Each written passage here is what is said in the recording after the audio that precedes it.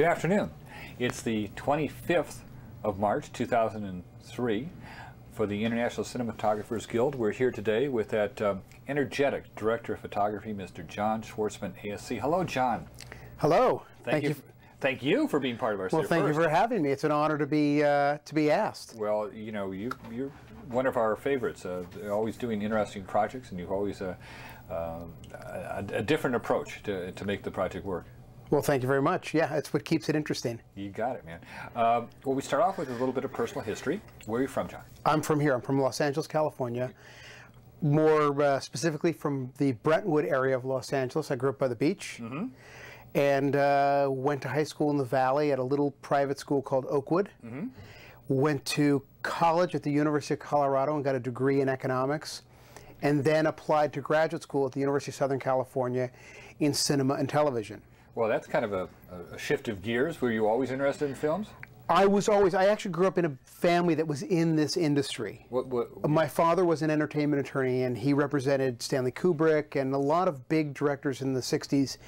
He was exceptionally good at finance, and it was an era when, and I think it's actually sort of was written about in this book called Easy Riders, Raging Bulls.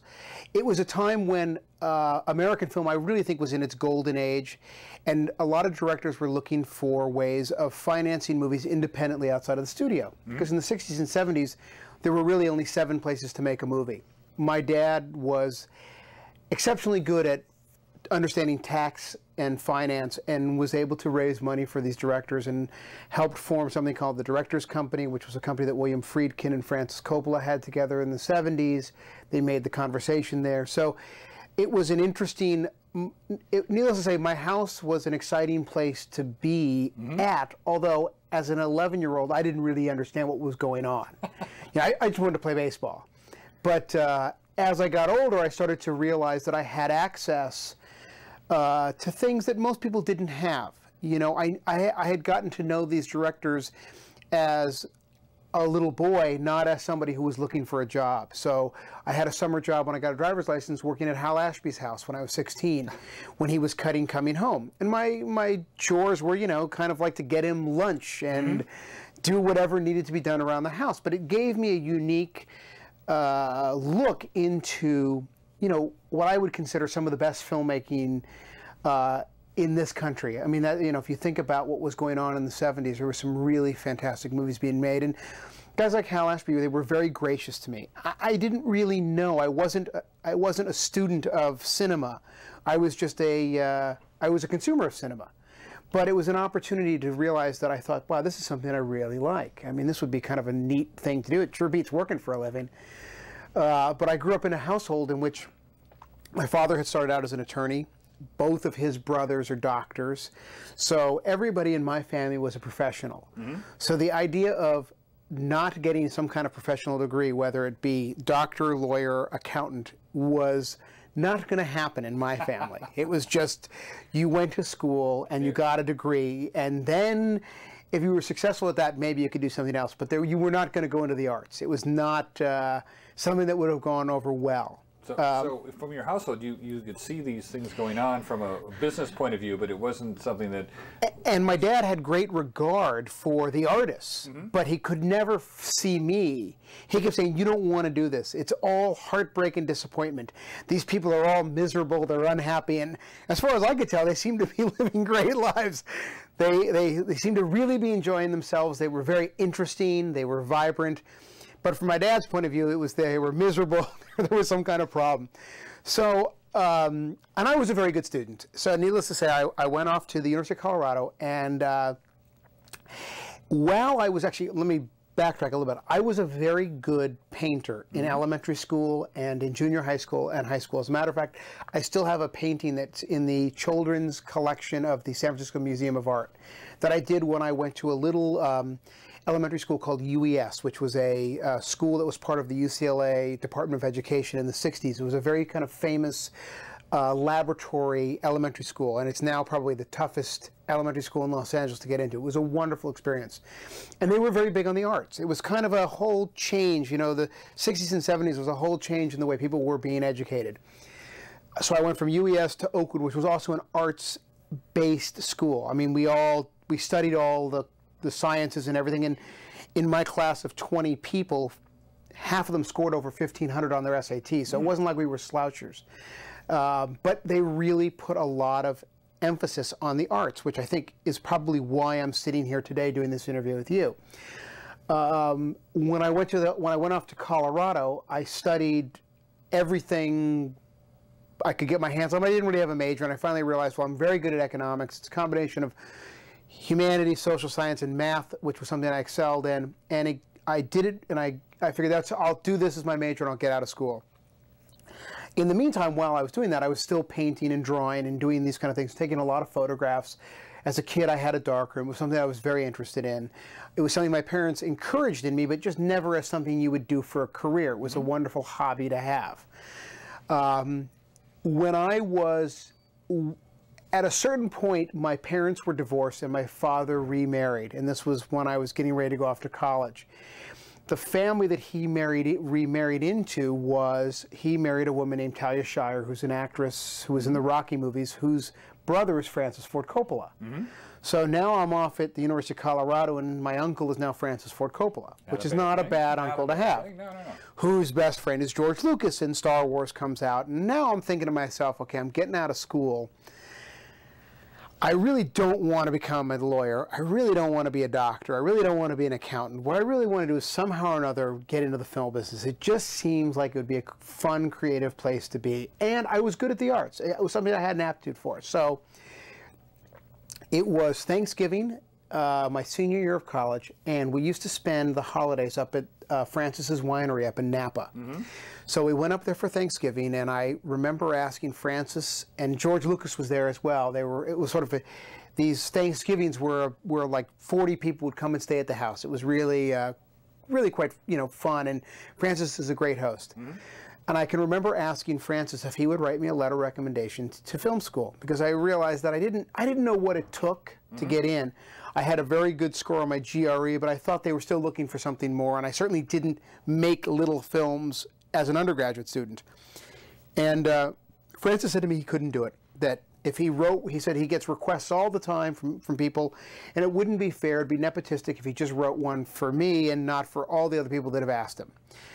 I then asked George Lucas, and he said the same thing, that no, they wouldn't do it. It couldn't really, was not fair. And I thought, okay, great. Okay, well, I guess I'll just apply, but maybe I'll get in, maybe I won't, but God, I hope I do, because I don't know what I'm going to do with my life. Some point during this Thanksgiving break, Francis and George were boasting about what great players of the game Risk, which is a board game, that they were. And they talked about how fantastic they were and what a great thing it was, and they reminded them of their youth. Now, I was in college. That was something that we did a lot. I was a very good Risk player, which is basically a board game about war. Yes. So we sat down one evening to play Risk, and I said to them, okay, let's make this interesting. If I win, you have to write me letters of recommendation to film school. If I lose, I will be your servant for the rest of the vacation. I'll do anything you want. You name it. I'll do anything for you guys. But if I win, you have to write me letters of recommendation. I think it was about 3:30 in the morning. I came in through the Ukraine, and after that, I had my letters of recommendation. So, needless to say, I got into every film school that I applied to. Not only did I get in, I got calls from the deans of the universities, the head of Columbia, the head of NYU, the head of UCLA, Chancellor Young calling me at home, wishing that I'd come there. I think they saw dollar signs. They thought if I came in, that somehow there was going to be a new wing or a new sports stadium or whatever it was. So I did some asking around, and I ended up deciding on USC, which and this was probably 1981. At that time, USC, I think, was really the best of the film schools going. They were riding high. The alumni were doing very well. Zemeckis and Milius and these guys and Lucas, they really had come into their own. And film school was a very hot thing in the early 80s. People were all looking for film school grads. So somebody had told me that at the time that I got into USC Film School, it was harder to get in there than it was to get into Harvard Medical School. Oh. That may be true, but I don't think necessarily we were doing the world a better service.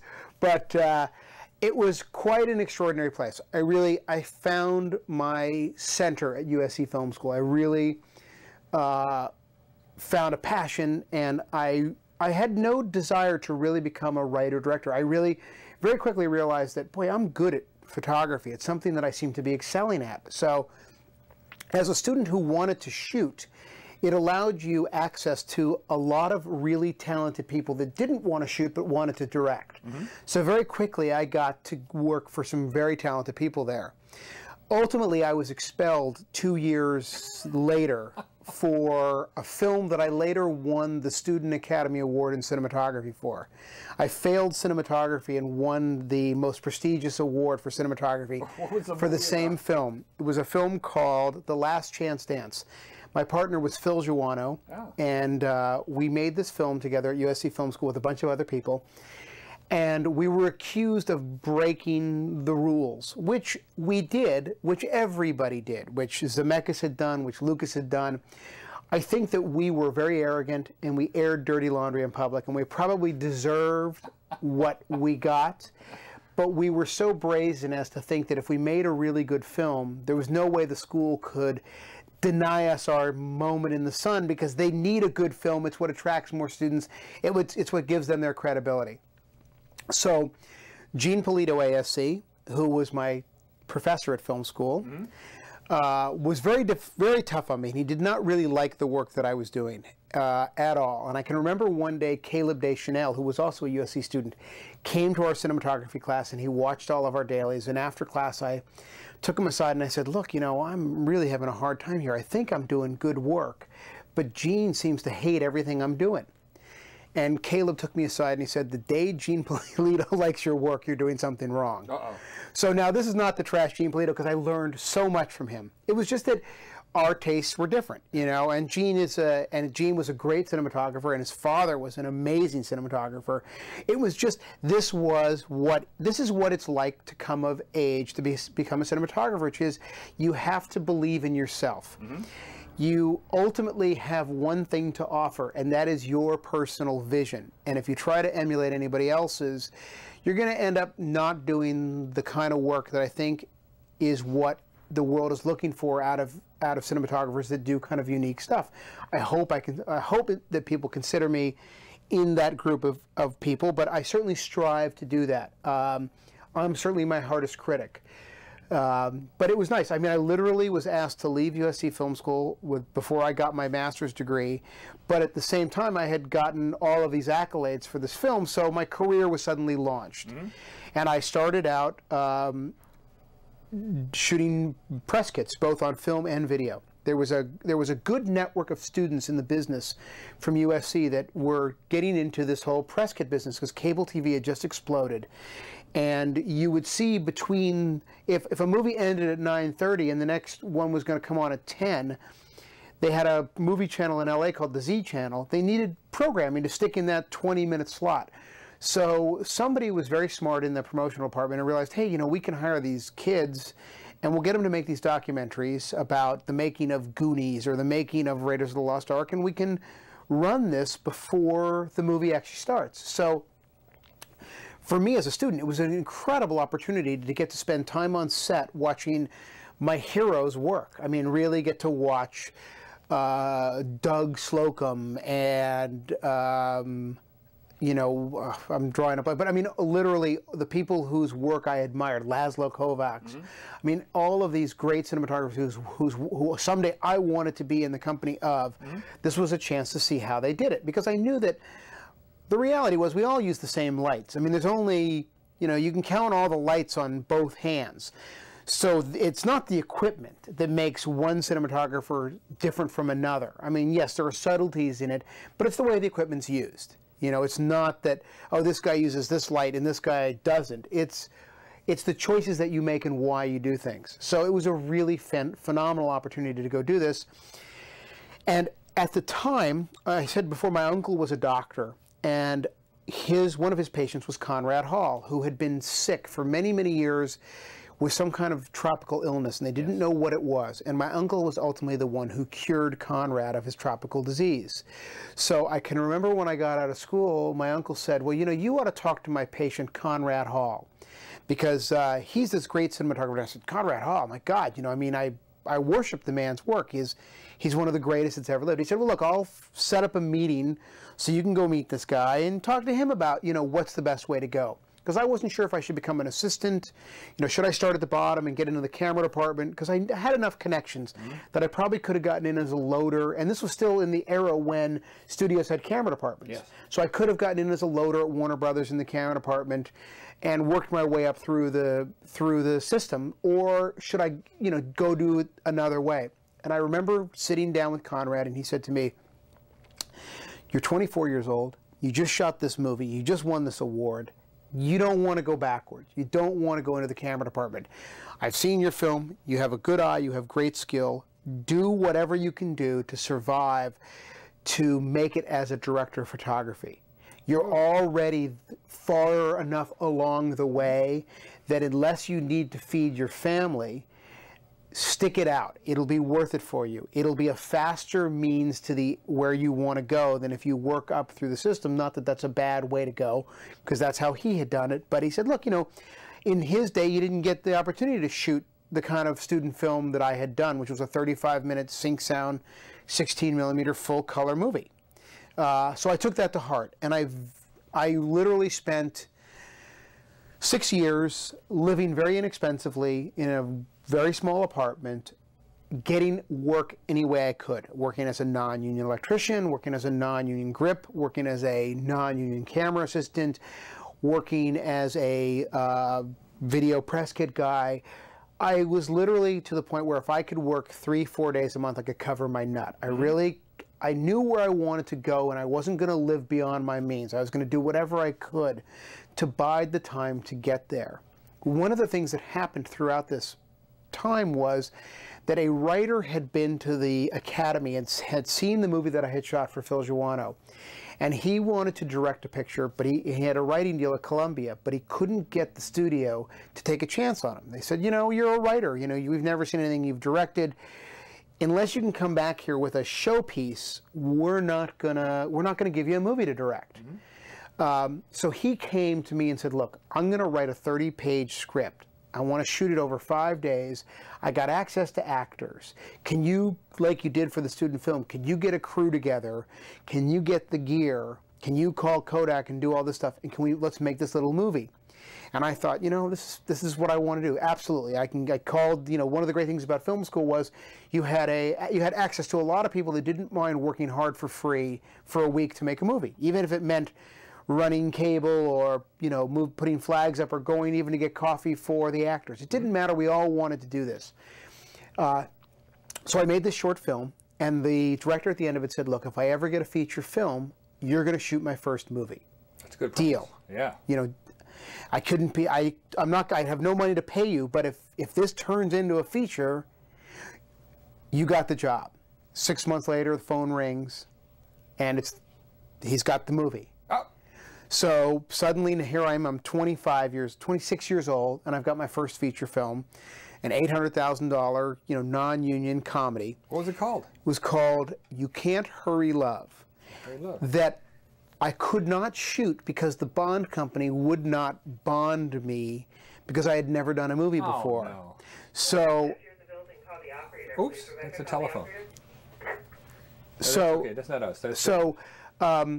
I called a friend of mine from A.S.C. Film School named Peter Collister, who was a couple years ahead of me, who had shot a couple of movies for Sandy Howard, who was bondable. And I said, look, I'm in a situation here. I've got this movie, but the bond company won't sign off on me because,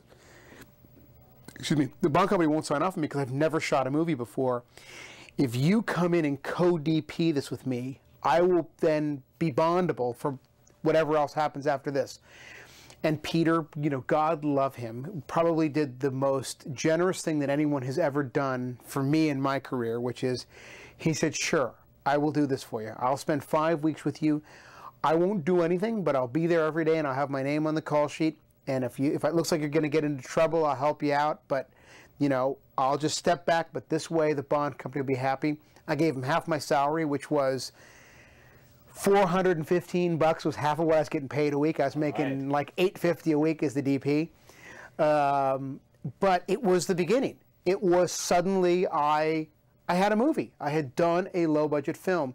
This was also in the era of home video was really coming into its own. You know, suddenly Blockbuster Video was opening up, home video stores were turning up on every corner, and these video companies realized that a lot of what was renting were these kind of T&A movies and slasher movies, and that if they were going to buy them, they were spending more money to buy them than if they had produced them themselves, and if they produced them, they owned the negative. So that suddenly there was a wellspring of work for guys like me who were sort of young, hungry, willing to work for not a lot of money. These guys didn't know good lighting from bad lighting. So it worked out perfect for everybody. I mean, I made a lot of bad movies, you know, in Lake Arrowhead in 15 days with a bunch of naked co-eds and a guy with a knife and some buckets of blood, and everybody did everything. And my goal out of each of these jobs was to come away with one scene that I felt was well lit. I mean, for the most part, you had to move very quickly, but I always tried to do, in the beginning, one thing that I thought was really good. Like, this scene is representative of who I am and the kind of work that I can do. Mm-hmm. And I did that for a couple of years. And again, you know, you don't get rich doing this, but you get a wealth of experience, which is something that is more valuable than money.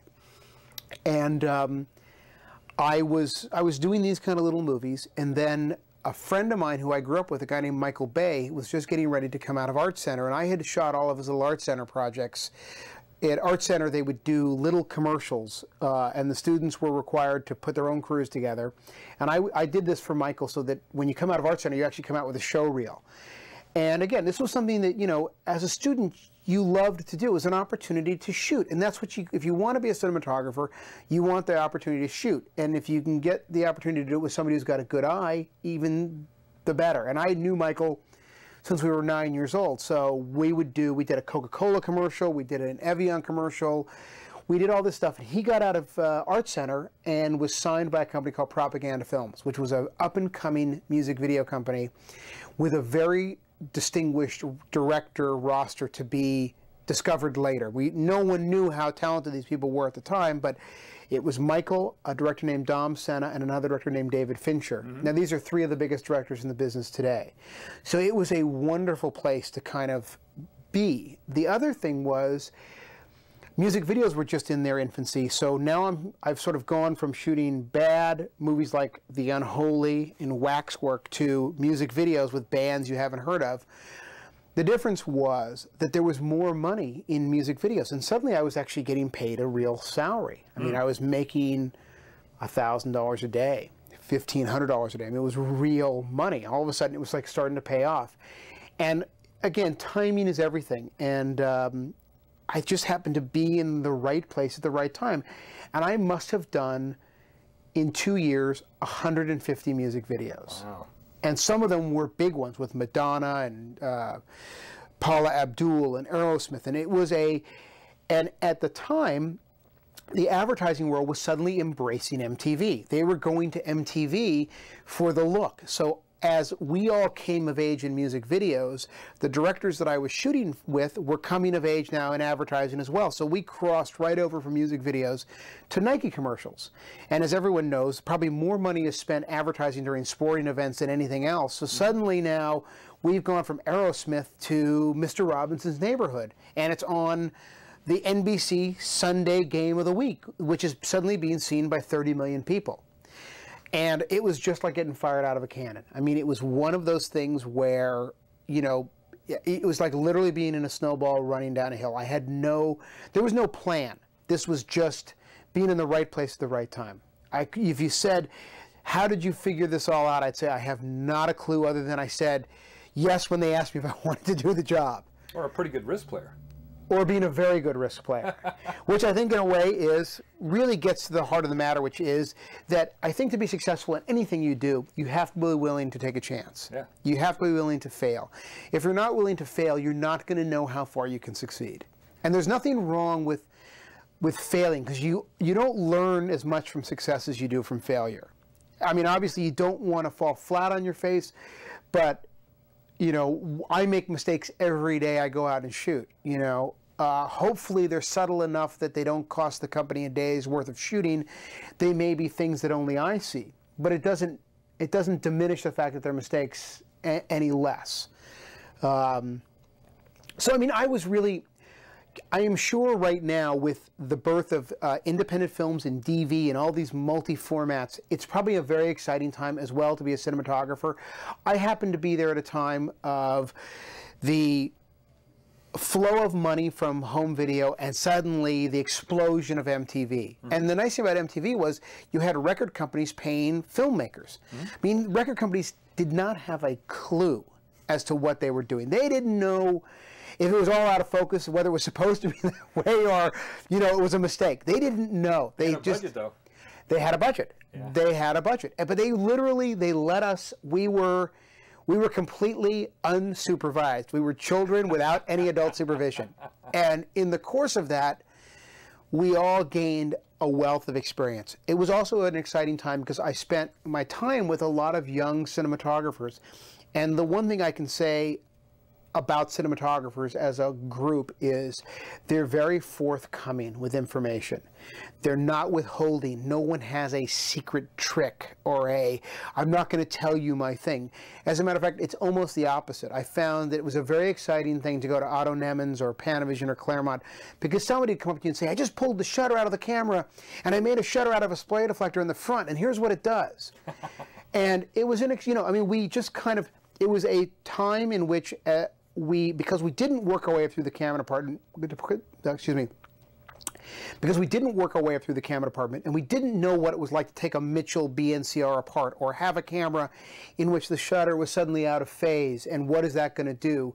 We kind of did it ourselves. You know, we tore the equipment apart, and we were in many ways very self-taught, with somebody else footing the bill. It was sort of like, it's like being on location on per diem. You know, better to be in New York with somebody else paying for you than for you having to pay yourself. It was a very exciting time. And, you know, out of that, I look back on it and I can see where my style sort of derived. Not that I would do anything the way I did it back then today, but I can see where I came from, you know, and I think it was exciting. And it was an opportunity to get out there and do it. One of the things that I talk to directors about a lot is that if you're a feature film director in today's world, you know, you've got to go out there and you've got to hit it out of the park. It's just the economics of the film business. And they don't get a lot of chance to practice. Between movies, I do commercials for however many months it takes me to find my next project. I spend, on average, between 175 and 200 days a year on set. That gives me, that's a lot of turns in the batting cage. That's a lot of practice. It keeps your craft working. And I think that's what I did when I was also getting out of film school, shooting press kits. Every time you lit somebody for an interview, whether it was on video or film, it didn't matter. You were still lighting someone's face. You had to pay attention to where the light was. Should I raise the key light? Should I bring it around? Should it be more frontal? Is the backlight too bright? Is the background too hot? Is this going to separate? Are they going to... All of the elements that you deal with every day on a movie, you deal with in that world as well. And I think certainly the most important thing to do if you're trying to be a cinematographer is get as much opportunity as you can to shoot. And that's certainly what I did. And I was fortunate. I had a lot of things available to me through just networking of friends. I mean, once I got out of film school, my family didn't help me anymore. They couldn't. Because your uncle was so-and-so was not going to get you a movie as a cinematographer. There's too much at stake. It got me, no question, my family connections got me into film school. From then on, I've never called them for a thing. Well, now, see, we've got you in your story here. You've gotten the, you made a low-budget feature, and you've made more of them, and people are coming to you for more different projects. What a desirable situation that is. It is and it isn't. At a certain point, though, you look at a resume and you go, if somebody's got 50 low-budget movies on their resume, you start to wonder, is there a reason why they haven't made the transition to the next level? So I was very conscious at a certain point of saying, you know what, I'm going to stop doing these horror movies and I'm going to move over into music videos. Because in that world, it doesn't, the people that make movies don't really care about this world. They don't know about it yet. It gives me an opportunity to go out there and face a lot of different technical challenges. And at the same time, it's not going to be held against me as another Roger Corman movie.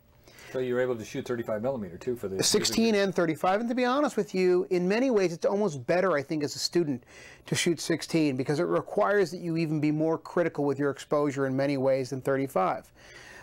Just like in shooting video requires you to even be more critical in terms of the way you play with your contrast, you know. You have less to play with. You have less to play with.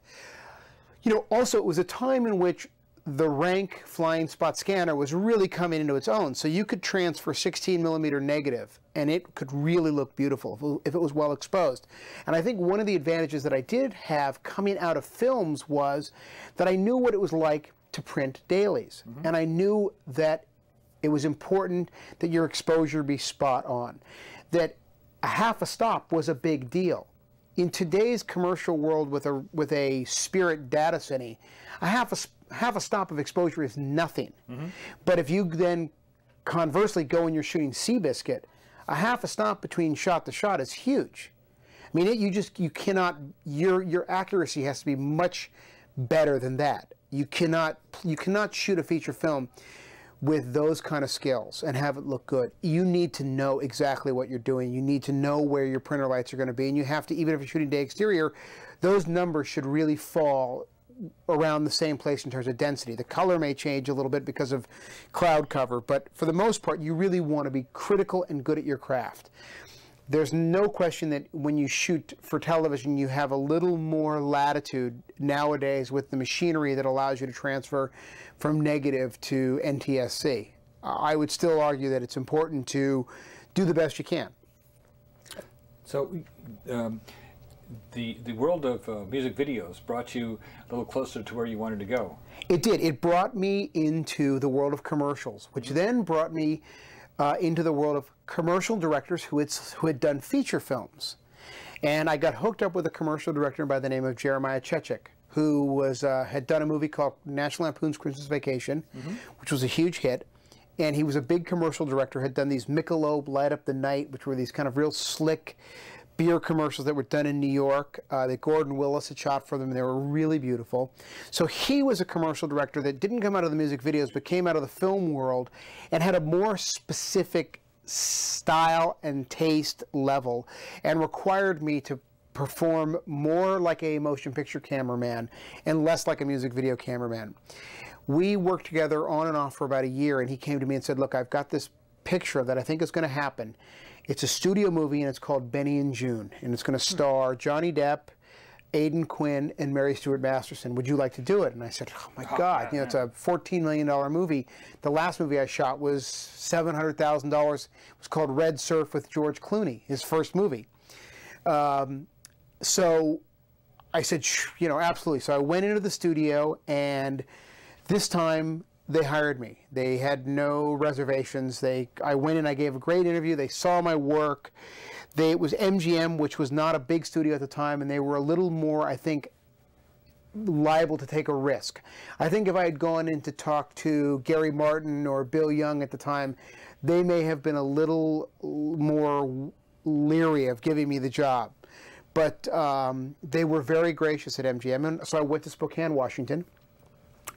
I hired a really good crew. At the time when the movie started, it was I could at this point could not get into local 659. The roster was not open, and there was no way in.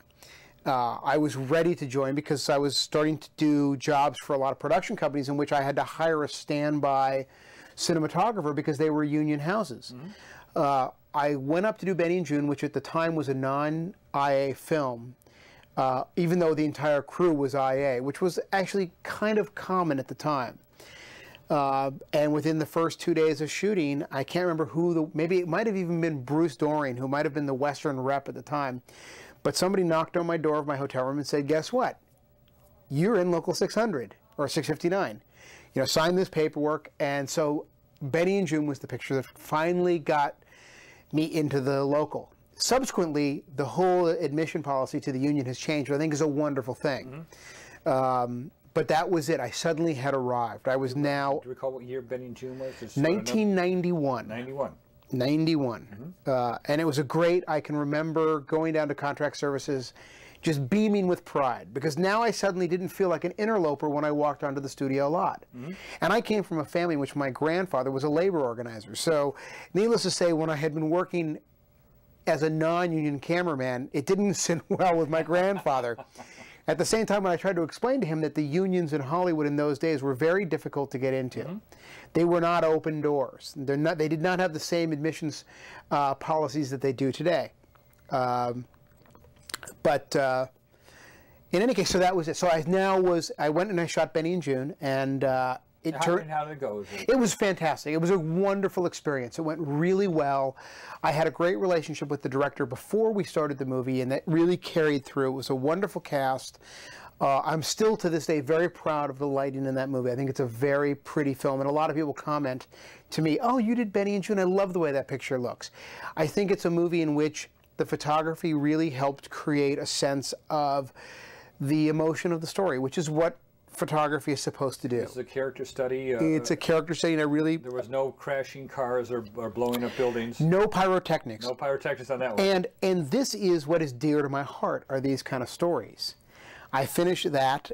I go back to my world of music videos and commercials, and suddenly Michael Bay is calling me to do The Rock. Actually, he had asked me to do a picture called Bad Boys, which I had turned down because my dad at the time was very sick and dying of cancer, so I turned this movie down.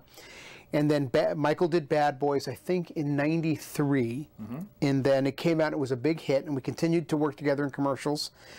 And then he got The Rock, and he asked me to do The Rock with him. And suddenly, there I was with, you know, Sean Connery and Nick Cage and Ed Harris on Alcatraz. With Your cousin, Nick Cage. With my cousin Nick Cage, which was actually a lot of fun. Yeah. With an $80 million budget. And pyrotechnics. And pyrotechnics. I can remember Michael Bay and I standing in the middle of like Russian Hill one day saying to each other, "Can you believe this? We were about to blow up a cable car." And we said, "You know, they just gave us $80 million. I said, "Between the two of us, if you added our age together, we're still younger than Sean Connery." And we were really like, I really felt like on that movie, Michael really knew what he wanted to do. He knew the kind of movie he wanted to make, and I was really at a place where I was the perfect guy to shoot it, because I had shot everything on his reel, everything he had ever done, with the exception of the movie Bad Boys, I had shot, and I was really inside of his head. And it was a very hard movie. The locations were difficult. The sets were difficult. We were in the water a lot. I was really pushing the envelope in terms of exposure. You know, it was where I suddenly realized that I needed a foot candle meter that was accurate between 12-foot candles and 0-foot candles, because the difference between 4-foot candles and 3-foot candles was a half a stop. You know what I mean? It suddenly was like, I suddenly realized what the guys before me who had paved the way were really up against, you know? Suddenly I was thinking to myself, man, now I'm getting this whole foot candle thing now, you know? It's all starting to make sense to me. So I had Spectra build me a special meter that was, because, you know, it's one thing to build a meter. If you're 100-foot candles off when you're outside, it doesn't matter, because the difference is it 16,400 foot candles or is it 16,500? You can't tell the difference. The difference between, you know, 4-foot candles and 3-foot candles is a half a stop. So you got to be spot on, you know. And I certainly learned the hard way a couple of days, and then really got it down. And really, that movie was like going back to school again. It was about the responsibility of really knowing what you're doing, not about just putting a bunch of lights up and going, wow, this looks cool. It was about running a shoot. It was about organizing a very complicated movie. It was about logistics. It was about keeping a very difficult actor in Sean Connery happy. Was he tough to keep happy? He's a tremendous actor, and he was very gracious to me. He was very difficult to a lot of people, and he's a very big man. You understand why he was James Bond. He's huge. He fills the doorway. Even at 67, he was very intimidating. When he said there was going to be a meeting about something, you hoped that you weren't being invited to that meeting because it was not going to be pretty. Well, just wait for a second. He would Sean would be prepared and ready to go, and he would expect everyone else to be ready. Yes, and I always was, but Michael had a tendency sometimes to digress. And Sean knew that I wasn't the reason why he was sitting in his trailer. And I used to say to Michael, you know, you brought him in at 11. Let's shoot him. And Michael's attitude was, we're paying him $12 million. Let him wait. I want to shoot a shot of the gun spinning around on the table. Yeah. I'd say, I don't know about this. This is not, I don't think the afternoon's going to be pretty. And it rarely ever was. But he was very gracious to the technical crew. And this was a movie in which we were doing, you know, very quick push-ins on a dolly to minimum focus on a 100mm lens from 7 feet to 3.5 feet. And I, in those days, because it was not a scope movie, was not lighting to huge light levels. I was saying, okay, it's a 2.8. That would be my typical exposure. When you're at 3.5 feet on a 100mm lens at 2.8, there's no room for error. You're either in focus or you're out of focus.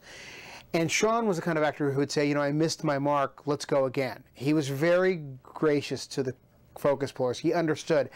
As he said, I've done 75 of these bloody things. I think I know what I'm doing. So I really learned from him. You know, I really watched him work. He was a consummate professional, and he made everybody else around him a professional. Game, yeah, and it was fantastic. And I mean, I can remember sitting at dailies with him behind me, and he would sometimes rub my shoulders, and I knew that meant I had done a good job. And I was literally less than half his age. You know, I think at first when he looked at me, he thought, oh my God, what have I gotten myself into?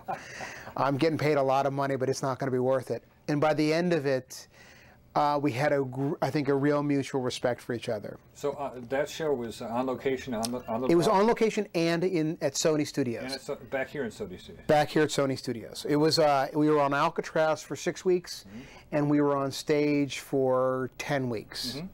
And then a lot of special effects, CGI and... No, because CGI hadn't been invented in those days. This was all practical effects. There was no CGI. So this was... rockets going off and everything? That was... Some of it was done as miniatures, but there really were no computer effects at that point.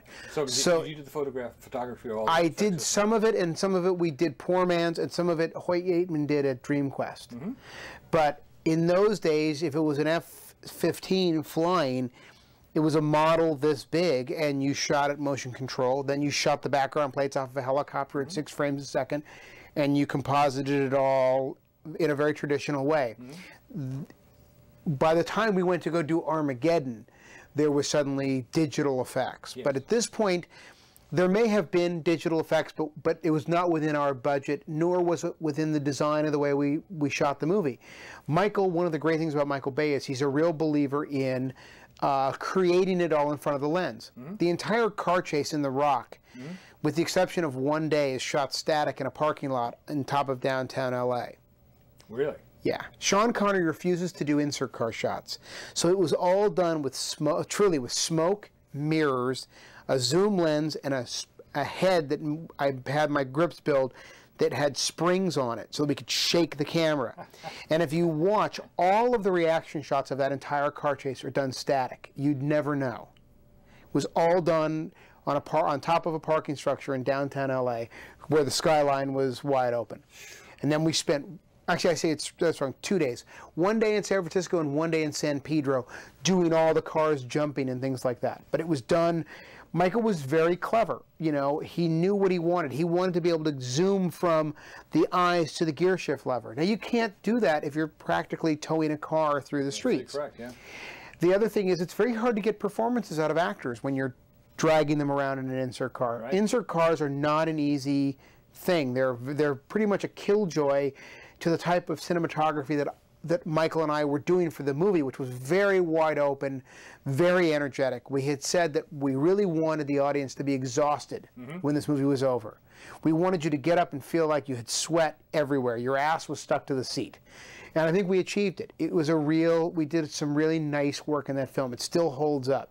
And as worn out as Nicolas Cage was at the end. As worn out as he was at the end. It was a good genre movie.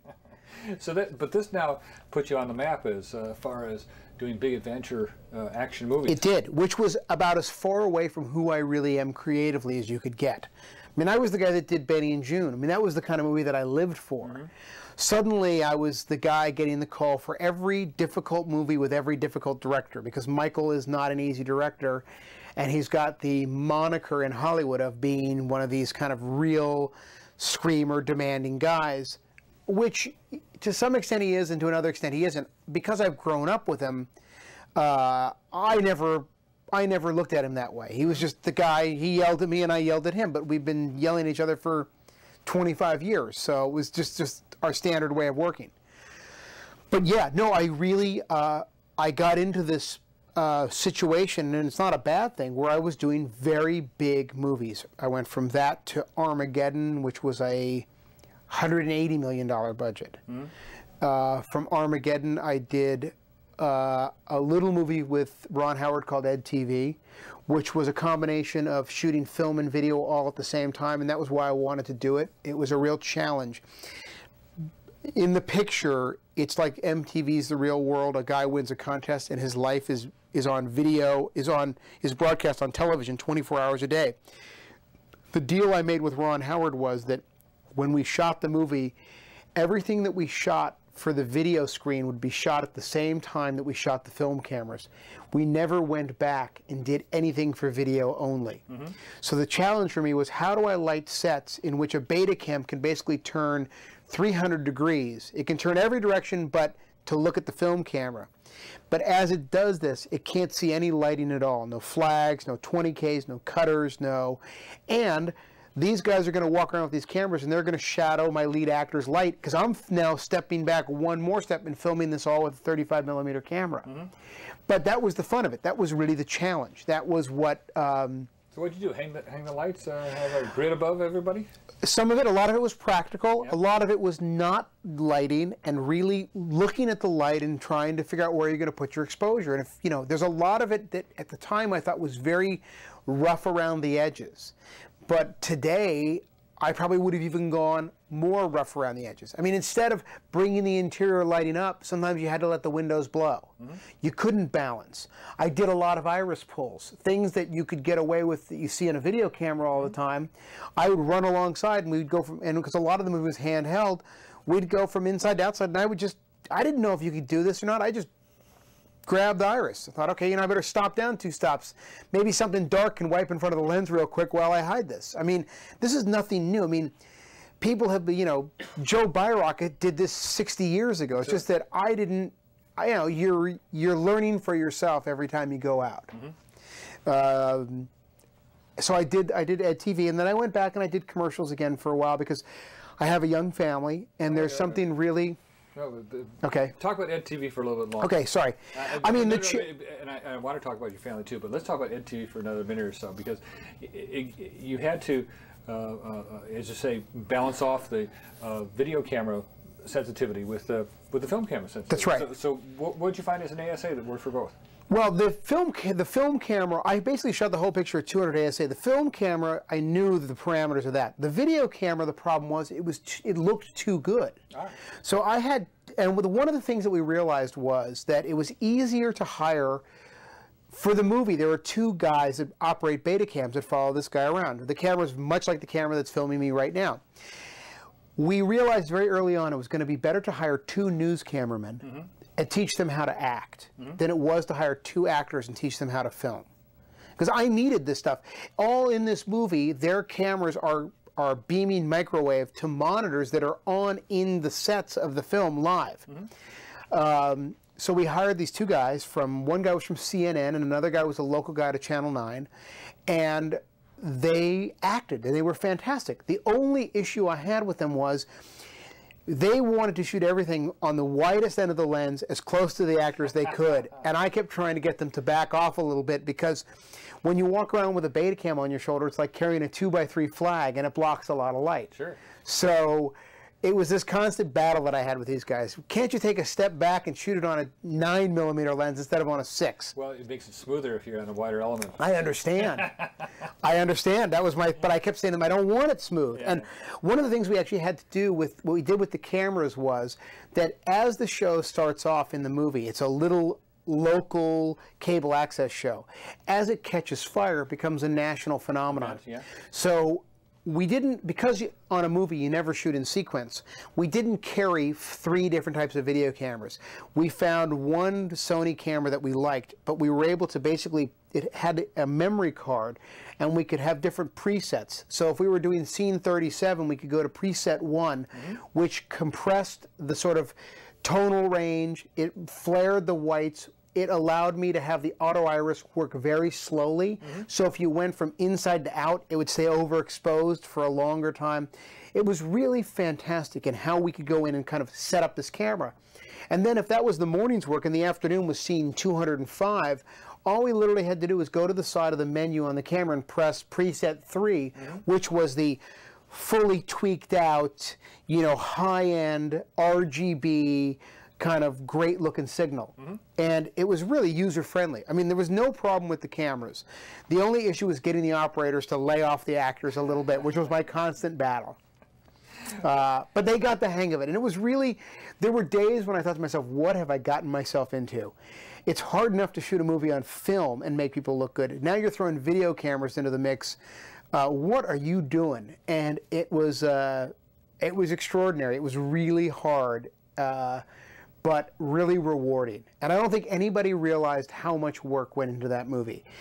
It was in many ways harder than Pearl Harbor or Armageddon or The Rock in terms of what seems simple is extremely difficult. I mean, it's one of those movies where no one will know how hard so many people worked to make something look so normal. But it's layered storytelling. So there's one layer is your film camera, another layer is the video camera, and every element was just added. It was like an exponential amount of complexity to the situation.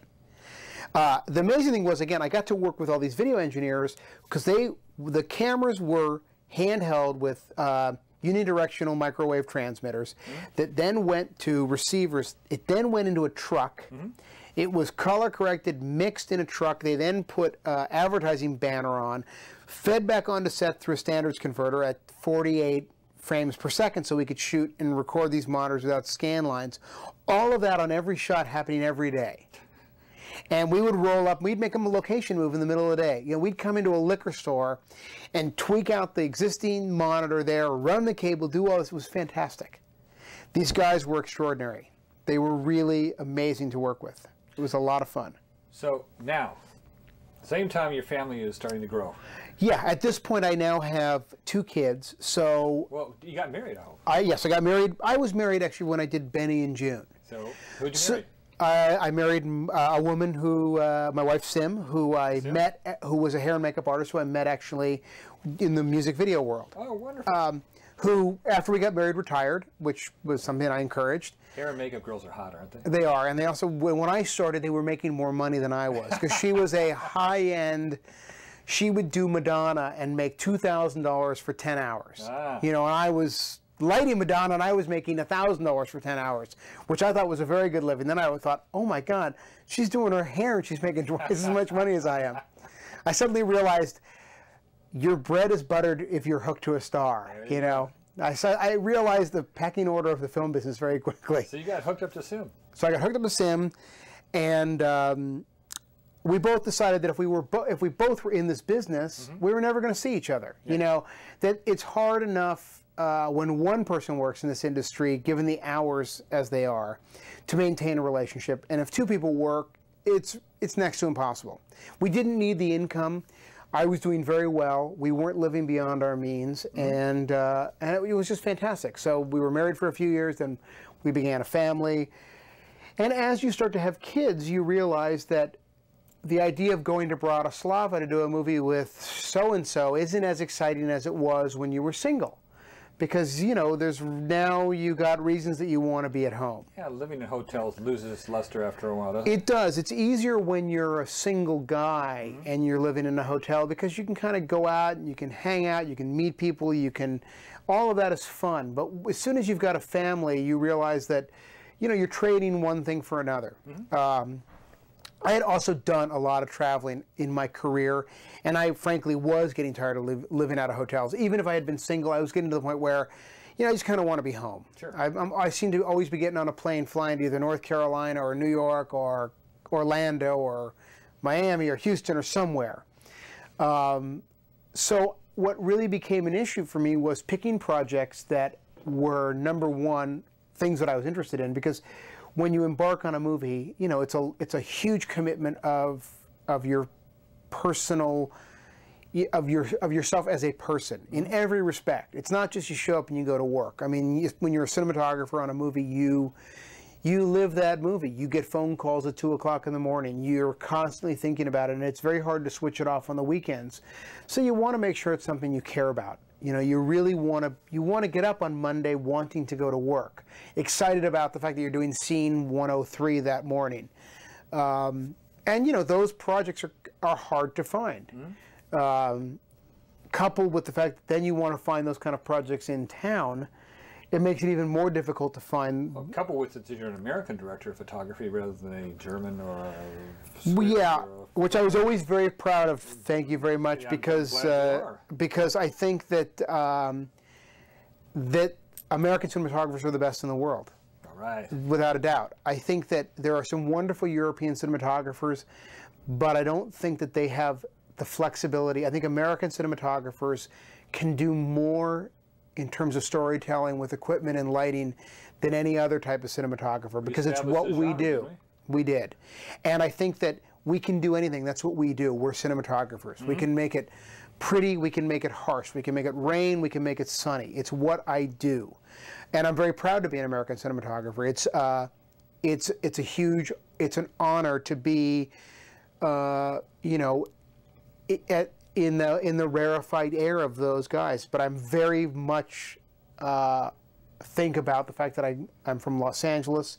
I am part of this business. My family is part of this business, and you know, this is near and dear to my heart, and I feel a real legacy to.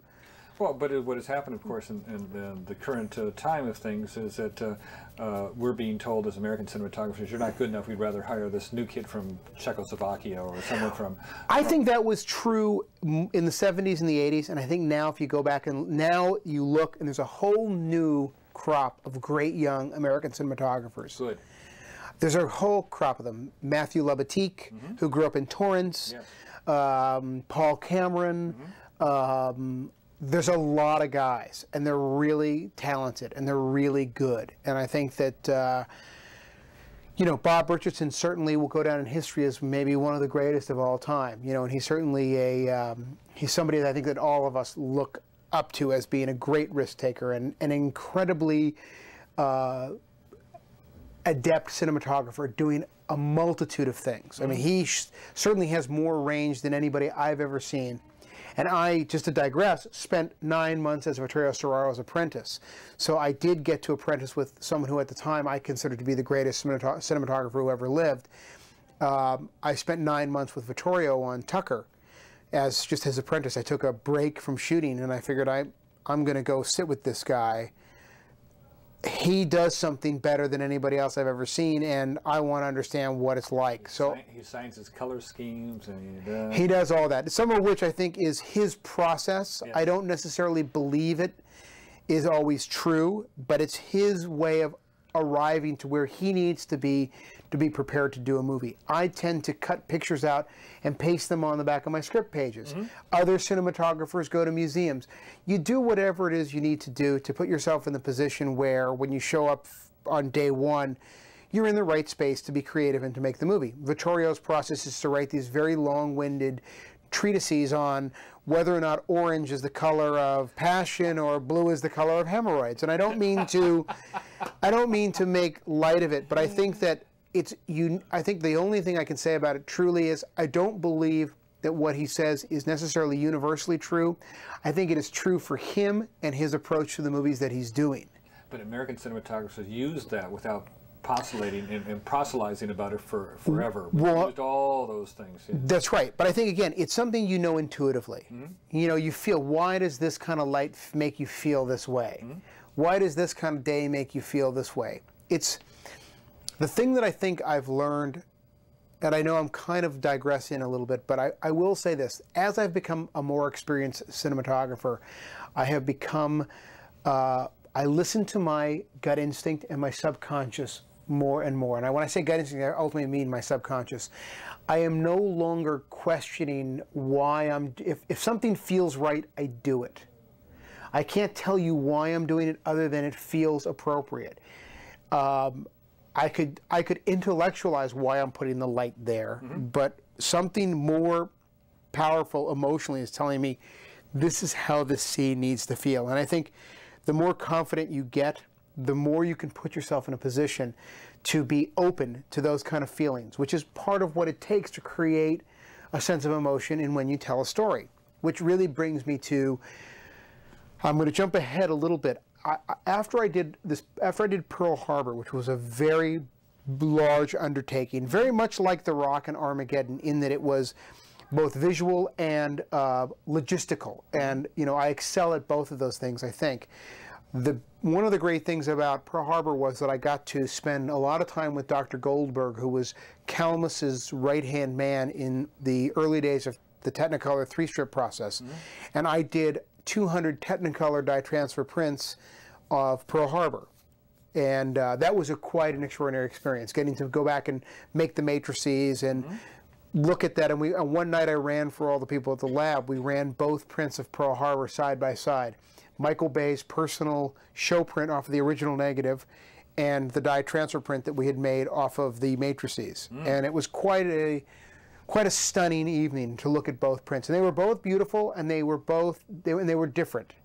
I personally like the dye transfer print better, but you could make a case for both of them, but they were just beautiful. And it was wonderful to embrace yourself in the history of cinematography in that way, to get to go back in time and basically do something that had been done for Gone with the Wind. So you made three-strip black and white matrices out of the entire then movie. We did printed it. Wow. Yeah. Very time-consuming, expensive process. Time-consuming, not expensive, ironically, unless you say time is money. The only, and Technicolor was pushing very hard to get dye transfer back into the mainstream. There's a lot of advantages to it. The most important one is that it's completely non-toxic. All of the dyes are completely non-toxic, and they can go right down the drain. And as you know, the laboratories in Los Angeles are actually the largest polluters, single polluters in LA. Yeah, Deluxe Laboratories last year was the largest fined polluter in Los Angeles. The silver and all of the different chemicals are very corrosive. So we obviously, if there's an alternative to reducing the amount of pollutants we're putting back in the environment, I think as people of the Los Angeles, we should do what we can to try to take care of our community. The only thing that slows dye transfer down is that you cannot make your matrices, which take a little bit of time, until you've got an answer print. When you're making a release print on today's schedules, once you go to answer print, you can basically shoot an IP in an afternoon, and then you can make an IN, and you can be in production on 3,000 release prints in 24 hours. You can make, on a good day, you can make 200 dye transfer prints on the machine as it stands right now, but it probably takes 5 days after you've got an answer print before you can start making those prints. So the issue is, if you're doing a wide release with 3,000 prints, you need more lead time to get them done as a dye transfer print, which doesn't exist in today's market anymore. There just isn't.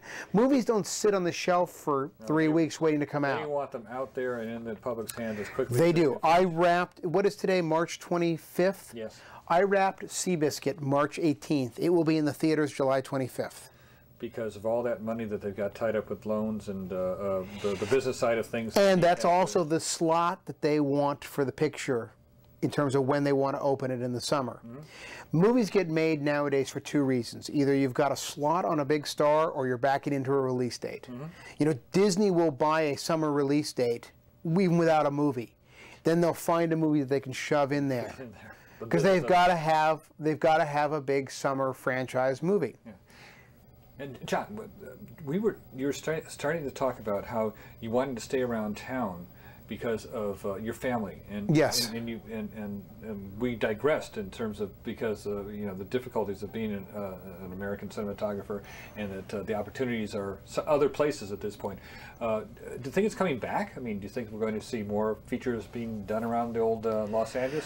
I certainly hope so. I think that the one thing, when you shoot a movie in this town, you realize it's a town full of film professionals. One of the things that, you know, there aren't a lot of filmmakers producing movies anymore, which is really a shame. When I'm actually old enough where I can say that when I started in this business, there were filmmakers kind of at the studios.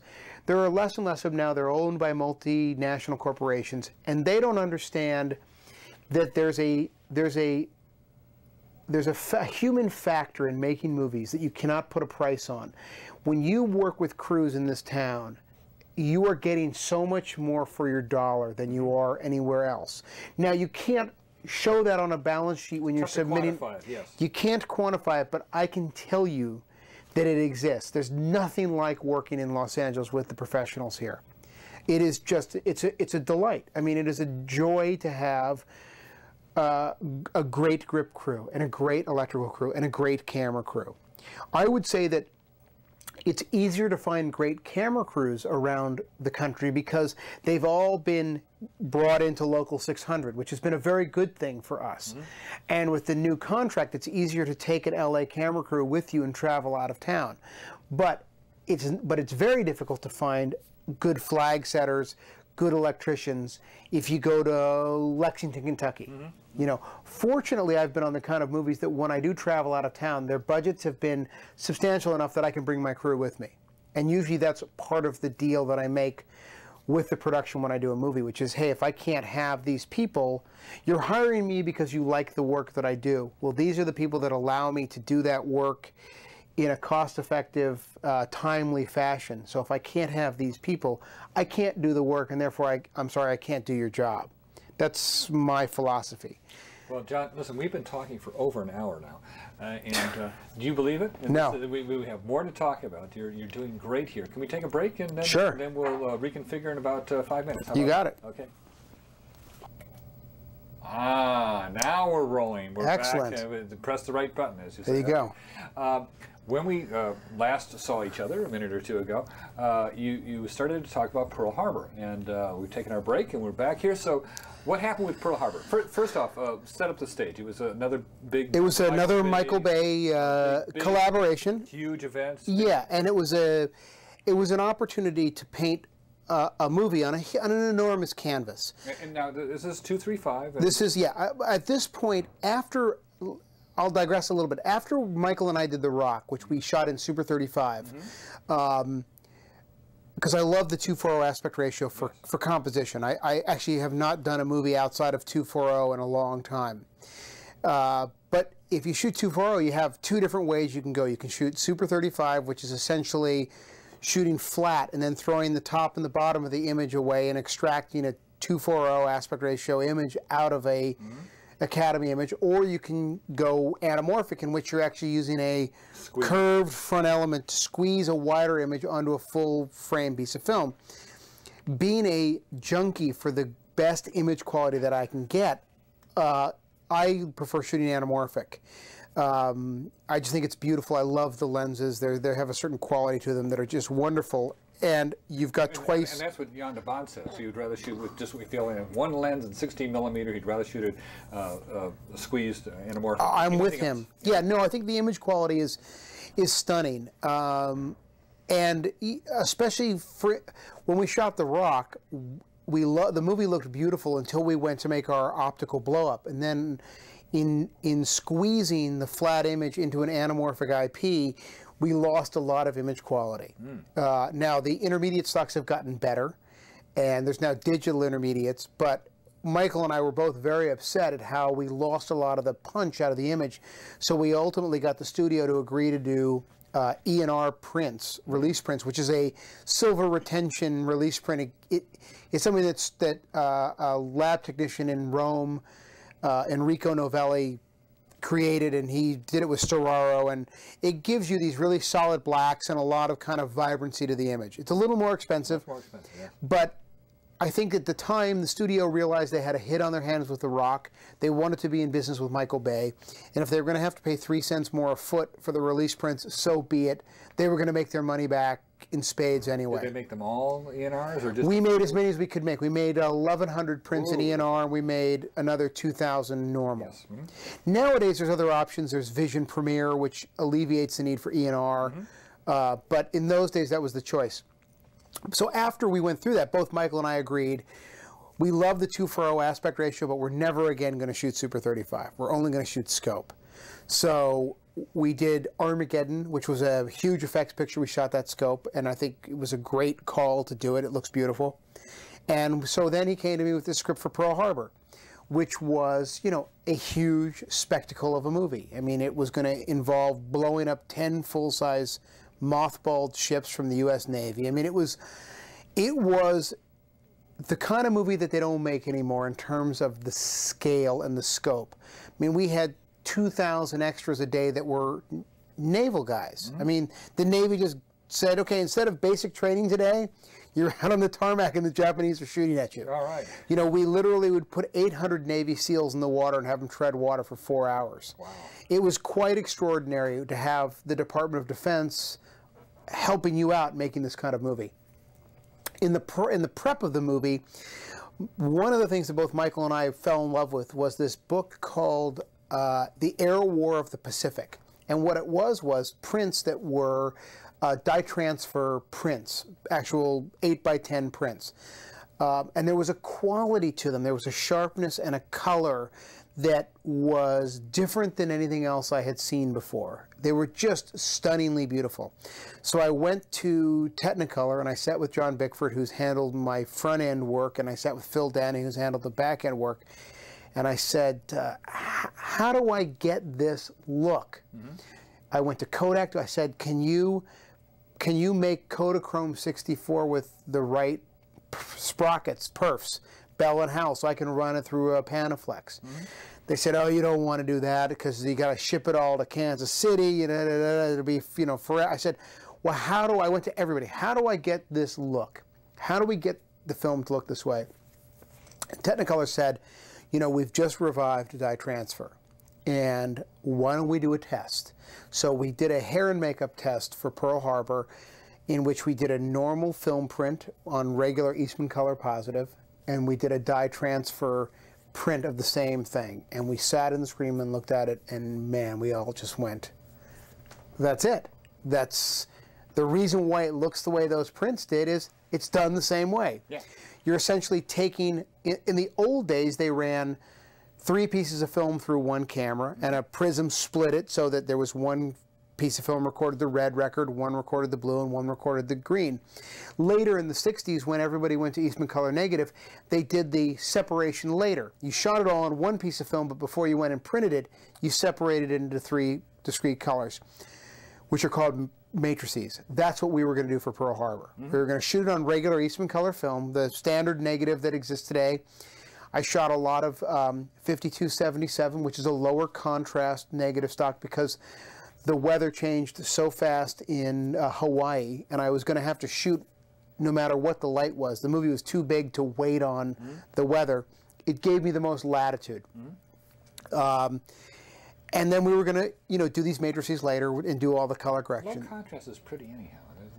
It is, and also the contrast was so high in Hawaii. What you're dealing with was black asphalt. Yes. You're dealing with white clouds.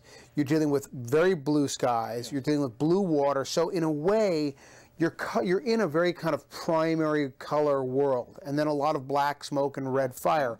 So having a little bit of latitude in the shadows really helped. And I literally lined up a bunch of sailors, and I shot them in the same lighting conditions on every single stock that Eastman Kodak made, and we took it all the way through to release print and said, okay, like a blind wine tasting, because I kept thinking to myself, there's no way I can shoot 320 ASA tungsten stock outside. This goes against everything that makes sense to me. I should be shooting 52-48. I should be shooting fine grain. I kept thinking, this cannot be right. This film can't look better than everything else. But it did. I mean, the proof was in the test. And I thought, I went to the lab and they said, no, Caleb actually did this on a picture in Malaysia and it worked. And I thought, oh my God, I must be losing my mind. I'm shooting high-speed film and there's 27,000 foot candles of light outside. What am I doing? And it was a very good move. It was actually the best thing I did on that movie in terms of being able to rock and roll with the weather and allowing me to get to where I needed to go in the release print. So you'd ND down and to get to the spot that you wanted to, and then when the sun went away, did you open it? Yeah, it was never, speed was never the issue. So I was always shooting, let's say around, with an 85, it's, I think I rated it at 200 with an 85. So, you know, you'd run an N6 and you were at 50 ASA. You're shooting anamorphic, so you want to be at around an 8 stop outside. It's a good stop to be shooting at. So, you know, you lived in that range. Sometimes you threw a polar screen on, sometimes you didn't, depending on what you were looking for. I tend to not use a lot of polarizing filters. I use them to get me out of trouble if I've got a reflection in a windshield that I want to dial out. But because I move the camera a lot, it seems I tend to see sometimes density shifts in skies when you pan a polarizing filter. I also don't always like what they do to skin tones, so that's just my choice. In the early days, I used a lot of filters, and nowadays I don't use any. I never shoot with diffusion. I just will use 85s, and sometimes I'll use some 81s if I want to go a little warmer or a little cooler. And Pearl Harbor was very much, you know, about capturing this kind of war in a very slick, very photographic way. A lot of long lenses, a lot of strong graphic kind of frames, utilizing contrast, bright foregrounds against dark backgrounds, dark foregrounds against bright backgrounds. Very elemental. If you really look at the frames, you'll see that there's no mistake as to where your eye is supposed to go. I utilized all of the tools that I had at hand to get the audience to look and say, okay, it's going to be an 80-foot screen, but I want you to look over at this left corner of it. And those are, you know, those are the tools that you have as a cinematographer in trying to tell a story. Weighting the black one side darker, and then have the light side where the eye is drawn to. Exactly. All of those things. Sometimes using a very long lens so that the focus falls off, and you know exactly where to look. And you know, it was an incredible experience. It was a very, very hard movie from a logistical standpoint. And we also shot during the summer. We shot in Hawaii. We shot in Texas. We were shooting on battleships. It was 110 degrees. We were just... Battleships are tough to shoot on. You can't, well, so are aircraft carriers. You go from one place to another. You just can't move easily. It's all hard. I had a crew that worked really hard. I mean, we were on an aircraft carrier in Corpus Christi, Texas for 2 weeks in July.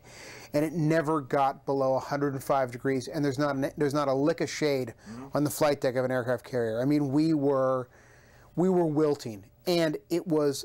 Not only was it the job at hand, it was preparing for tomorrow's work, dealing with an aerial unit. It was a lot of logistical work. I felt like I was doing 3 jobs at once. I was worried about what I had to worry about in terms of storytelling and making sure that the quality of the images that I was getting were up to snuff. I also had to worry about an aerial unit. I had to constantly ship equipment in and out. What are we doing tomorrow? Oh, tomorrow's underwater. Okay, is Pete Romano coming in? All of the elements of just kind of juggling this giant production. I was very proud of the way the movie looked. I think it turned out very good. I'm certainly very proud of my work in it. I think it's a beautiful looking film. But when it was over, I thought to myself, I just don't want to do another big movie again. I just want to do a movie in which... Yeah, I mean, this was like if you had to move the trucks, it was going to take 2 weeks. You know, I mean, there was a mile. I had 4 48-foot grip trucks. Oh my gosh. 4 of them.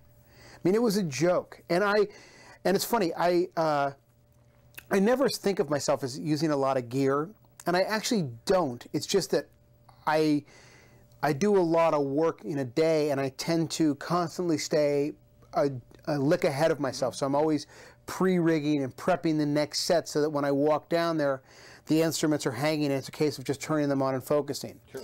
But I use very simple, I mean, I use brute arcs for day exterior, which are carbon arcs. Sure. That, classics. Well, they're beautiful because the color temperature is always the same. And also there's no flicker issue. And they have a giant Fresnel and a very small point source of light. There's just nothing more beautiful than a brute arc for day exterior. And then interior, I use the basic tungsten package. I use, you know, tweenies and inkies and you find lights that you like. I happen to love the 407 Baby, which is a 1K with a certain size Fresnel.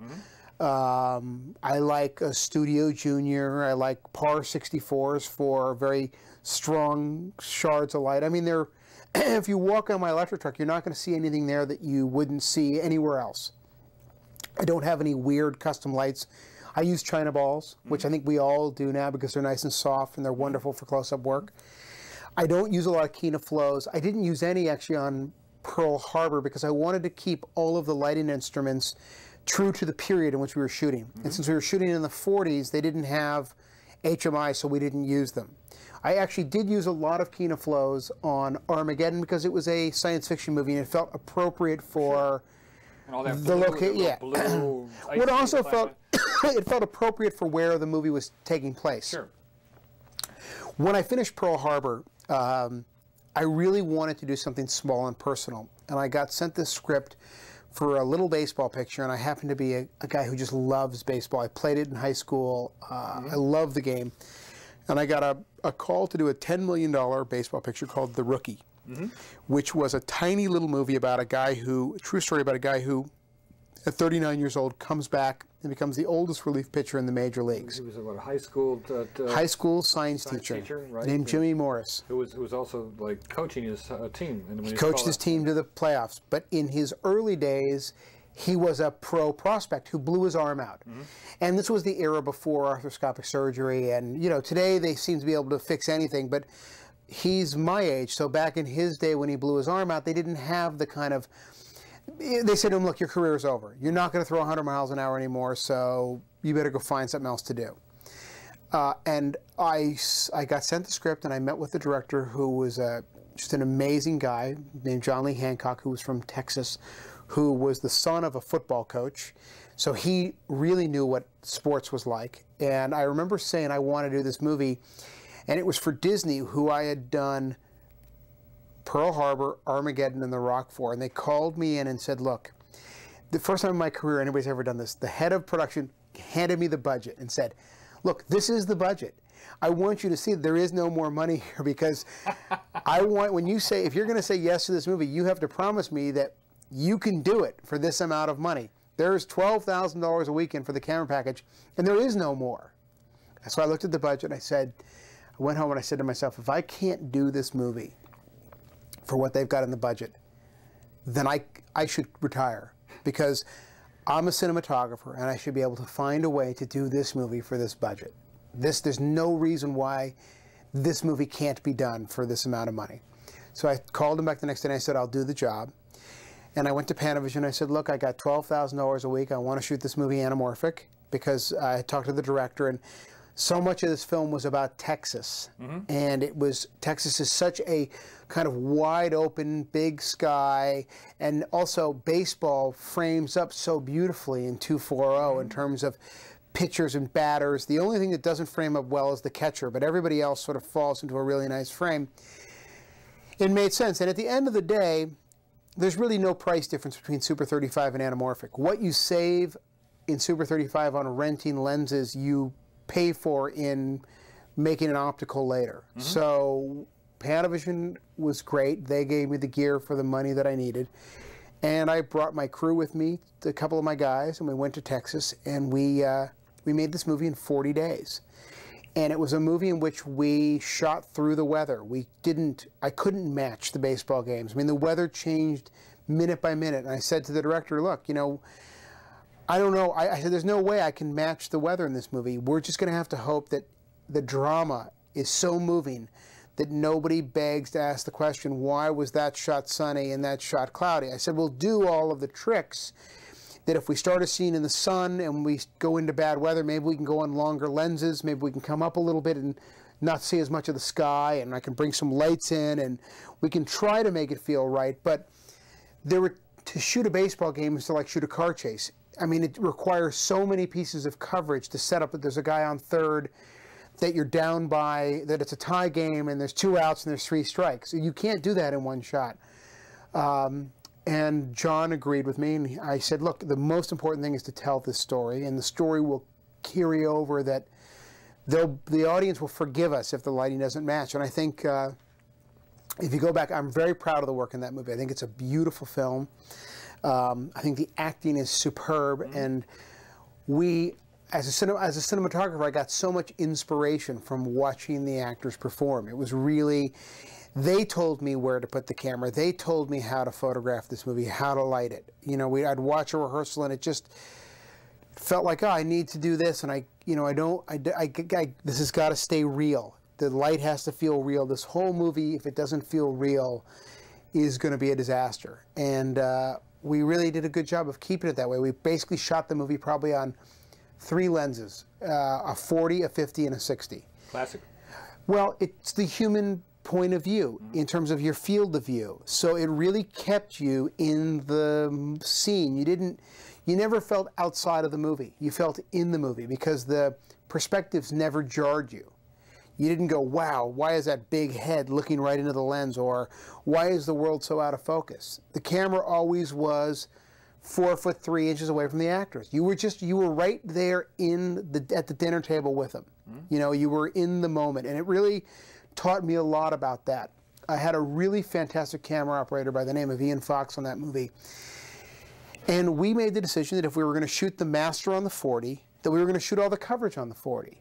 And I mean, sometimes we shot on a 50, and sometimes we shot on a 75, but remember that a 75 in anamorphic is the equivalent of a 35 in spherical. So even though these lenses sound long, they're not. The thing that we did was, if we shot the master, whatever lens we shot the master in, we shot all the coverage for that scene on that lens. Which is why I think when you watch that movie, it cuts together just seamlessly. Nothing bumps, nothing jars, nothing feels awkward. It just all fits together. And this is not anything that I invented. I mean, this is what Greg Toland and these guys did for years before I ever came along. Because they had no other options. But no, I also think these guys were, the more I've progressed in this business, the more I realize that I don't know any more than any of those guys ever did. And when I sit at the ASC clubhouse and hear the stories, I realize that, you know, I've got it easy. These guys are talking about lighting, you know, sets to 600-foot candles on stage. I'm thinking, you know, 64 is a lot for me, you know. So on The Rookie, a smallish film rather than, you know, Armageddon or Pearl Harbor, what would be your days where a scene that is, you want to shoot in one day? Well, we had more. How would you set it up for us? Well, I mean, how your approach would be? I'm very quick. My style is to move very quickly. On Pearl Harbor, one of the things that a big budget allows you is it allows you to basically not have to make a lot of choices ahead of time. You can have it all waiting for you. You don't have to say, today I need a Steadicam. You've got the Steadicam every day. So you have a little more room to sort of improvise on a big movie. But at the end of the day, you've got to get X amount of work done. Now, Michael Bay, who I did Pearl Harbor with, he likes to have a lot of setups. He likes a lot of cuts. And action scenes may only be 4 pages in terms of what you're given credit for. But you may have 400 setups. Now, on a John Schwartzman movie, 400 setups would take 10 days. On most people, 400 setups take 25 days. But I tend to do a lot of setups. So a typical day on The Rookie was, it was a 120-page script. We had 42 days to shoot it, so that's 3 pages a day. Now, sometimes a 3-page day was 2 scenes that were a page and a half. One might be outside on the baseball field, and the other might be inside at a dinner table. A day like that was pretty straightforward in terms of figuring out how to balance your day. In the course of that day, I tend to have a lot of shot ideas. So my average is about 35 to 36 setups a day. I move very quickly. I'm very good at scouting. When I scout a movie, I really think about, okay, where is the light going to be? where do we want to be in the morning, where do we want to be in the afternoon, because I'm trying to, it's like riding a wave into shore versus trying to fight the riptide. There are sort of two styles of cinematographers. There are those that say, you know what, I'm just going to take all the light away and I'm going to recreate it all. And that's one style, but that's very labor and very equipment intensive. The other style is, I'm going to show up here, this is a beautiful location, and I'm going to shoot this way in the morning, and then when the sun turns around, I'm going to shoot this way in the afternoon. And you know, you do that, and you don't have a lot of gear out, so you can move very quickly. You're not getting in your own way, and the less gear you have, the less intimidated the actors are. And I don't care how much experience actors have had. The less artifice you have in front of them, the better their chances of giving a great performance are. The less they're conscious of cutters and silks and marks and dolly track, the better your opportunity of really striking it rich with the performance, I believe. So, you know, that was sort of my approach to The Rookie, was to keep it very simple, to keep it very real. And in doing that, we didn't have the money or the time to push the rock up the hill. We had to chase it down the hill. And I had a long talk with the director and the actors about that in the beginning, and said, look guys, here's how it's going to be. When we do this, and I say we need to move fast, I need you all to move fast. And we all got to be on the same page here, or else this is not going to work. And everybody, I think, they were gracious that I actually took them aside in the beginning and said, look, this is how we need to do this. And they were all on board all the way through the movie. And I think it made everybody feel as though they were part of the creative process. You know, and it was a wonderful experience. I mean, the movie turned out very well, to the point at which it got me an invitation to screen the movie for the President of the United States at the White House. Oh, yeah. Wonderful. So, as they told me at the White House, I was the first cinematographer to ever be invited to a presidential screening. Excellent. So I went in last April. I went with the director and the actor and the producer, and we took The Rookie to... It was kind of, what were they termed, the surprise summer hit? It was the surprise summer hit, it was. And George Bush, who was one of the owners of the Texas Rangers, and really I think wanted to be commissioner of baseball more than he wanted to be president of the United States, and I'm sure that's probably true right now. Yeah. You know, it was the first movie they'd ever screened at the White House in his administration, and he's a huge baseball nut, and we went there and had dinner with him and 20 other people and sat in the White House screening room and ran the movie, and he wept like the rest of the people there. And it was it gave me a sense of reminding me of what the power of movies is and why I got involved in the filmmaking business to begin with. Not that I didn't have a wonderful experience on movies like Pearl Harbor and Armageddon and The Rock, but there was a lot more commerce to those movies. And a lot of people made a lot of money, which is a good thing because it generates more money to make more films. The Rookie was a little movie. I don't think the studio ever thought they were going to make any money off of it, but they felt it was a good enough story that even if no one went and saw it at the theater, that would have a life in DVD, they weren't going to lose any money. So we were really left to our own devices to make this movie. The studio never came out to Texas to visit us. And John Lee Hancock, to his credit, just made a little gem of a movie. And it was one of those experiences where you knew it about 2 weeks into it. You thought, I hope the bubble doesn't burst, because we've got lightning in a bottle here. Something good is happening here. Let's not get in the way of it.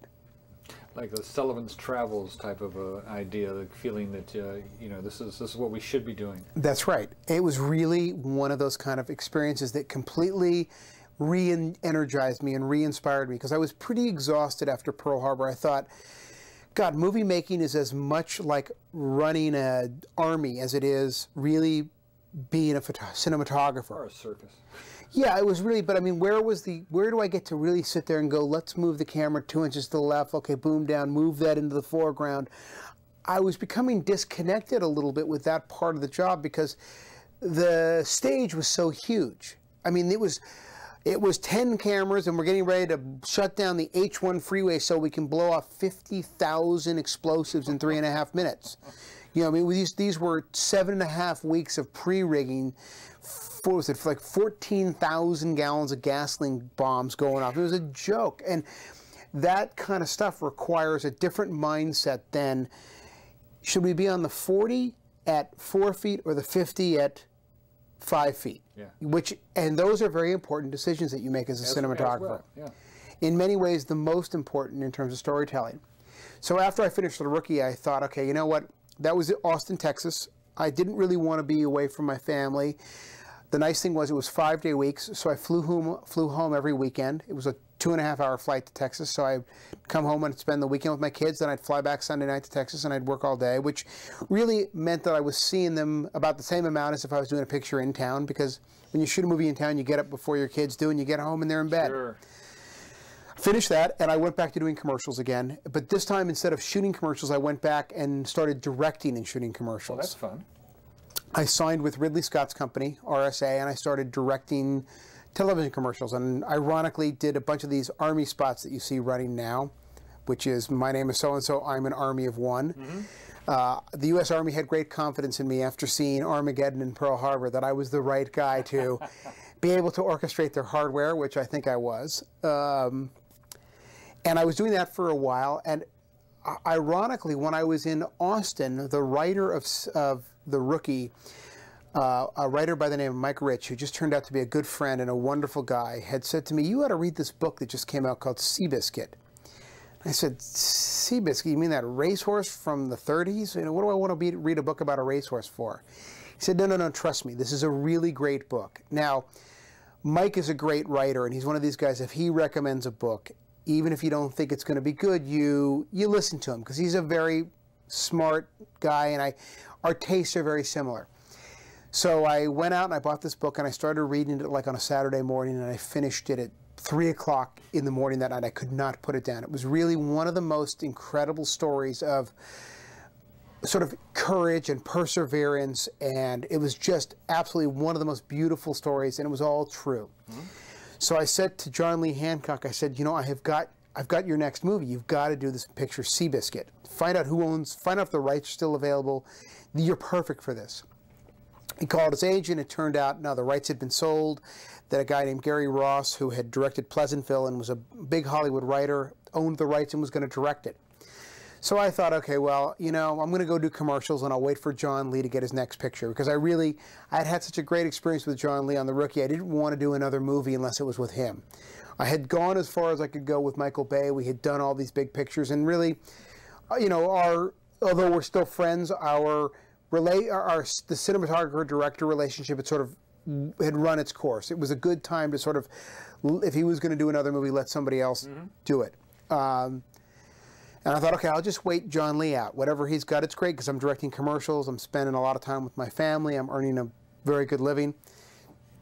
And I get this call that Gary Ross wants to meet me about Seabiscuit. So I go in and I meet Gary Ross, and he says to me, you know, based on your resume, I never would have even had you in here for a meeting, but my 9-year-old son saw this movie, The Rookie, and he said I had to go see it. So I said, okay, whatever. And he said, begrudgingly, I took my 9-year-old son to see The Rookie for a second time. And he said, I sat and I watched this movie, and I realized I needed to meet you, because this was the kind of emotion that I wanted the photography for Seabiscuit to have. So I was, needless to say, ecstatic that I was going to get to do this picture based on this book, which I really loved. I mean, it's really one of my favorite books of all time. And I waited for Gary to finish the script, kept doing commercials, he finished the script, and the script was every bit as good as the book. So now the challenge became, how do you shoot horse racing in a way that hasn't been done? We've all seen The Black Stallion, and it's beautiful, but The Black Stallion was not done with racehorses. It was done with Randalls, which run at about 20 miles an hour. Racehorses run at 40 miles an hour. And how do you get in and around them, and how do you move at speed with horses? You don't want to do it like the horse racing you see pari-mutuel betting, where it's just panning around the track. You want to have a little more dynamic. You want it to be more dynamic than that. You certainly want those shots from the crowd, from the grandstands, but you also, because if you read this book, it's the story of a jockey, a horse, and an owner. And there's a whole third of this book that's really what the life of a jockey is about. And I wanted to give the audience an insight into what that world was like. So the issue was, how do I get a camera in and amongst these horses? So I I've had the same crew for a long time, and I have a phenomenal key grip by the name of Les Tamita, and we sat down with a guy named Alan Padelford, who built the high-speed insert cars for Days of Thunder. And we said to him, hey, Alan, here's the deal. I've got a limited amount of horses that the production can buy. The horses can only run a certain number of takes every day, then they need a day to rest. So every time we go out there and shoot, I need a vehicle that can have more than one camera on it, and it needs to be dynamic. It needs to be able to have an arm on it. It needs to be able to accelerate very quickly, and it needs to be able to carry 2 remotely operated gyro-stabilized heads. Ooh. So he built us a vehicle that had a 30-foot technocrane on the back and an 8-foot crane arm off the front. We mounted a Westcam on the front with a 11-to-1 and a doubler, so it would go 550 mils.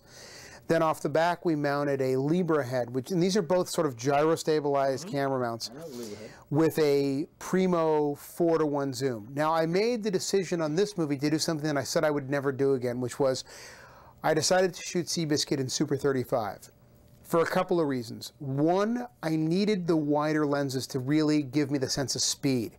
I did a test at Santa Anita, and the thing was that if the camera's off of a crane arm and you're moving and you're on a 21mm lens, you really feel like you cannot believe how fast these horses are going. Same speed, same horses on a 40 doesn't give you the same, on an anamorphic 40, did not give you the same sense of motion.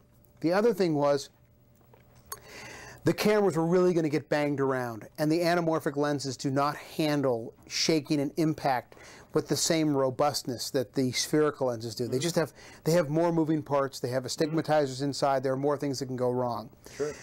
The other thing is, since I have done The Rock, they've now come out with a process called the digital intermediate, which essentially allows you to take your original camera negative, transfer it into a computer, color correct it in the computer, do the anamorphic blow up in the computer, and then shoot it back out as original camera negative.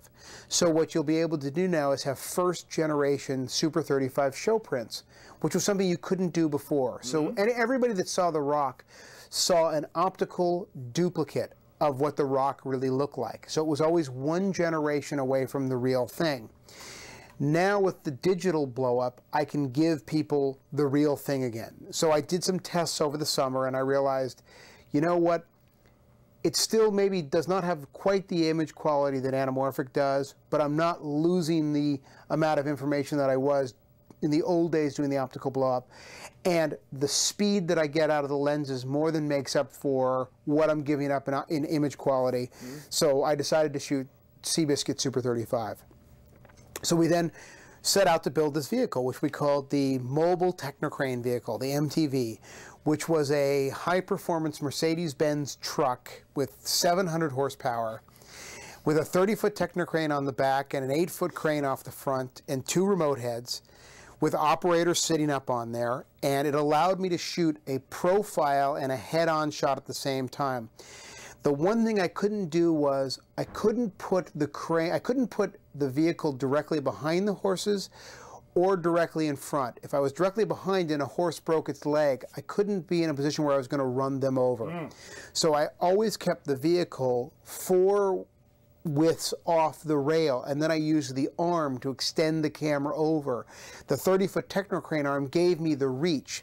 The arm could easily be lifted out of the way or retracted out of the way of a horse, but a car traveling at 45 miles an hour with 8 people on it with 700 horsepower weighing 29,000 pounds was not going to get out of the way of a horse if it fell in front of us. So we had to devise a way to do that. So wait a minute, time out now. This is you're on a track now. We're now at Santa Anita. You're at Santa Anita, and you've got how many horses were you racing? 8?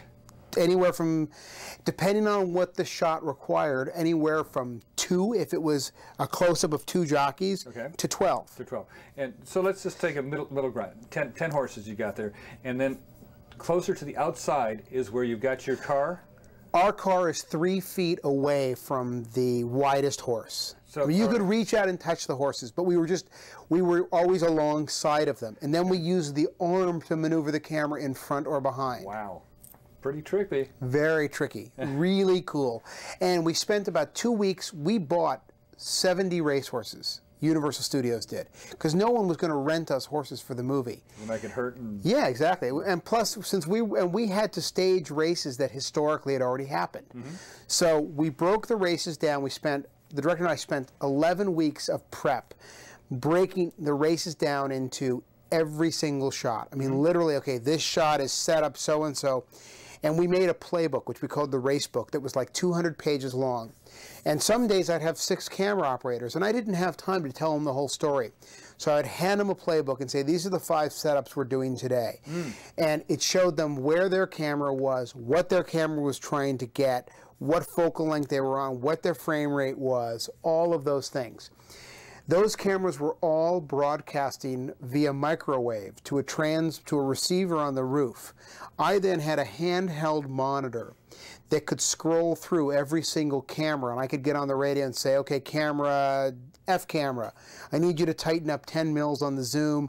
The shot I'm looking for is when he comes around the turn. So there was an element of Monday Night Football to it as well. In addition to that, I was looking to find a way to attach cameras to the jockeys themselves. Now, I had seen what they had done for the Kentucky Derby with lipstick cameras, and we've all seen what they can do in NASCAR and IndyCar with these in-car cameras. The problem is that those images are fine as 525 scan lines on your home television set, but a typical frame of film is blown up 180,000 times its normal size when it's projected on a movie screen. The image quality of a normal television image, if you were to scan it out to film, would not hold up to the same degree if it was that a film image does, especially if it's intercut with 35mm film. So I started to try to find out what was the smallest 35 camera I could get, how do I rig it on a horse, and the smallest camera I could find was a thing called the Aton A Minima that was a Super 16 camera, which I tried. I then scanned the Super 16 into the computer and I outputted it as 35mm negative, and it looked really beautiful. The problem was that even that camera was 4.4 pounds, fully loaded. Sure. And it was the size of a shot put. Okay, so if it had come off a jockey or a horse in the middle of a race, it's made out of metal, it would have been like a bomb going off. If it had hit a horse or a horse stepped on it, it could cause injury and the jockey could go down, and I didn't want to be responsible for, horse racing is dangerous enough as it is before you start throwing, it is a big mess, before you start throwing other things in there. So I was starting to go back and I was thumbing through an old issue of American Cinematographer, and I was reading this article that was about Ali, and it talked about how Michael Mann had done these kind of like mini lipstick HD cameras for Ali because he wanted to get a camera right in there that he could sort of hand hold. So I sort of took the basics of their idea, which was we were shooting 240. Pardon me for a sec. We were shooting 240, so I took 2 video cameras that were aspect ratios of 4:3. And I figured if I took the 2 images and stuck them together, out of that I could extract a 240 image. Pretty close. So what we did was I took 2 lipstick cameras and I met with some video engineers who said instead of making them point straight forward, have the left camera be the right eye and the right camera be the left eye, and have them overlap about 7% in the middle. So we built a little prototype of this thing on a little piece of machinery that we could play with the amount of overlap. We did a bunch of tests. We sent it to Cinesite. They unsqueezed the image, they flattened the image and then stitched it together. We determined what was the best amount of overlap, and then we set out to machine 6 of these cameras. Essentially what these cameras were 2 little PAL lipstick cameras that weighed, by the time it was all done, with 7mm lenses, weighed less than 4 ounces. Out of it came 1 little cable, and that little cable then split into a Y and went into 2 little mini DV decks that were consumer decks, essentially, that were smaller than a paperback book, that were then driven by a very high-performance lithium battery that these guys had made custom for me that would last like 8 hours. Now, the thing that I didn't do is I didn't have these cameras did not transmit. They were sort of like press play and record and then see what they get, and at the end of the day, splice it all together. We would We would set them up. We'd have the jockeys on the horse. We would aim the camera by literally just adjusting it with Velcro. We kept it very simple. And I'd press play and record, and every hour I'd have somebody go change the tapes. And it became this incredible way to get amazing point of view shots. Point of views. Yeah. And it was also something that the jockeys were very comfortable with, because they ultimately were the final people that had to say yay or nay. And they all felt like, well, if one of these cameras comes off, it isn't going to mean anything. You know, it's not, a horse could step on, all it's going to do is break the camera. Probably wouldn't have even broken the camera. I mean, these things were so robust. Yeah. So you would place them on helmets? I would place them on helmets, saddles, underneath saddles, anywhere. So anywhere you could put a postage stamp sized piece of Velcro, I could put a camera. Now, it must have been real dynamic shots. Real dynamic. I mean, the image quality still didn't quite compare to 35mm film, but again, one of the things you have to realize as a cinematographer is what is the context in which it's going to be used. These were all shots that were in the midst of a lot of dirt flying at the lens. Sure. At that point, it's about the dynamics of the shot, not about whether the dynamic range is the same in terms of exposure as 52-48. And it cut in beautifully. It was amazing. And you transferred it to film and intercut it? We transferred to film, scanned it back out, and now it's in the movie. Perfect. There's probably going to be 12 or 15 of those moments in Seabiscuit. Deploying other cameras around, you said you were using like some of these races, 10 and 12. Actually, I think the most we ever used on Seabiscuit was 6 cameras. And the beauty was with these little lipstick cameras, you could put them on the jockeys and you could never see them. They were that small. Right. But the other cameras, I'm just saying, if you had 2 on the car. 2 on the car. And then where would you put them? Where are the cameras around the track? For instance, if it was a shot of the insert car running parallel to, let's say, the 2 lead horses, then what we would do is we'd put another camera maybe at the start-finish line. And let's say the shot was the horses coming around the far turn, heading for home. I'd put a camera under the rail with an 800mm lens at the start-finish lane, looking back at a pack of horses that just kept the insert car out of the frame. So the idea was, given the insert car was always the setup that drove the other cameras. The other cameras became, what shots can they get that can frame out the insert car? And then we also did takes with no insert car, where we'd have 5, 6, 7 cameras going that would give us, you know, over Jeff Bridges' shoulder in the grandstands, tight on Seabiscuit, tight on War Admiral, reverse back here. It was really a case of a horse could run 2 furlong takes. Now, 2 furlongs is a quarter of a mile. We broke the race down into 2 furlong pieces. One horse could run a 2 furlong take twice every other day.